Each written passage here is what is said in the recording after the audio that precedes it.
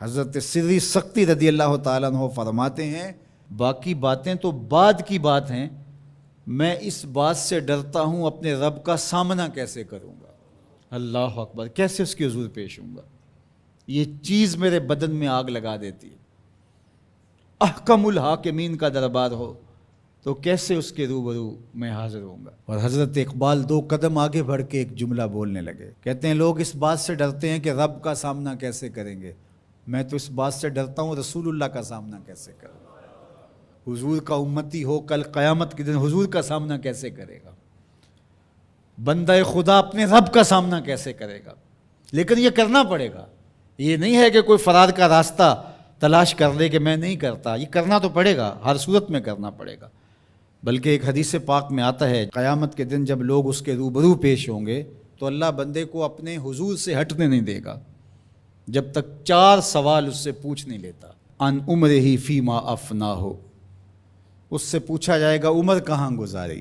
دوسرا سوال جو اس سے کیا جائے گا ان جسدہ فیما ابلا ہو، بتا اپنے جسم کو کن کاموں میں لگایا، تجھے پھریرا بدن دیا تھا، اٹھتی جوانی تھی، عنفوان شباب تھا، چمکتی آنکھیں تھی، روشن چہرہ تھا، تجھے سنتے کان بولتی زبان بخشی، چوڑی چھاتی عطا کی، نرگسی آنکھیں تھی، کشادہ پیشانی تھی، قدِ رانا بخشا گیا۔ جب تو چلتا تھا تو تیری رفتار سے غزال خطابی شرمندہ ہوتے تھے، تیرے لہجے کا بانک پن، تیری زندگی کا جمال، تیری چڑھتی جوانی، تجھے دی گئی طاقتیں، صلاحیتیں، بتا تو نے اپنے جسم کو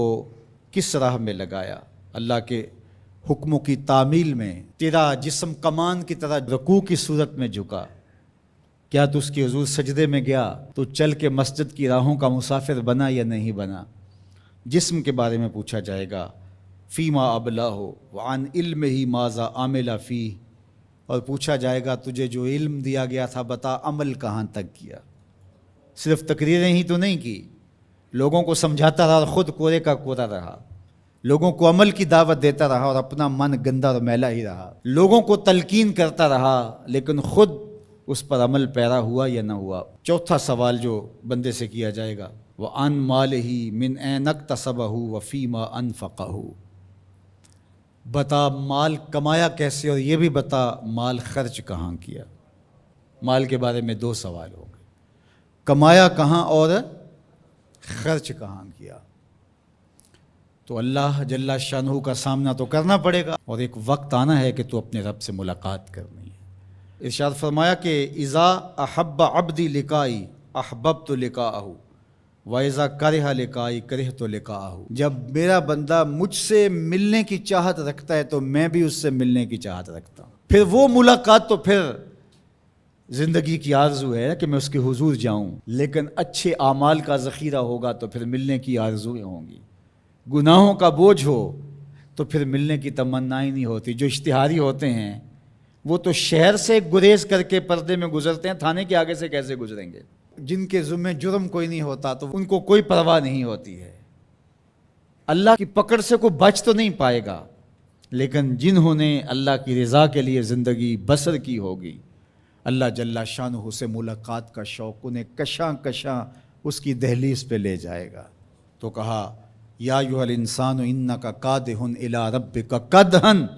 فملاقی، تو اس سے ملاقات تو کرنے والا ہی ہے، کرے گا تو صحیح، لیکن ملاقات کی کیفیت کیا ہوگی، حالت کیا ہوگی، صورت کیا ہوگی، اب یہ تیرے اعمال کے مطابق تجھے پتہ چلے گا کہ تو کہاں کھڑا ہے۔ تو اپنی مختصر زندگی کو مالک کی راہوں پہ ڈال دیں۔ یہ زندگی ایک بار ہی ملی ہے، دوبارہ نہیں ملنی۔ یہ اس وقت ڈاڈا پچھتاوا ہوگا، لوگ کہیں گے یا اللہ ایک بار بھیج دے بس، اب تو آنکھوں سے سب کچھ دیکھ لیا، دوبارہ تو سر سجدے سے نہیں اٹھائیں گے۔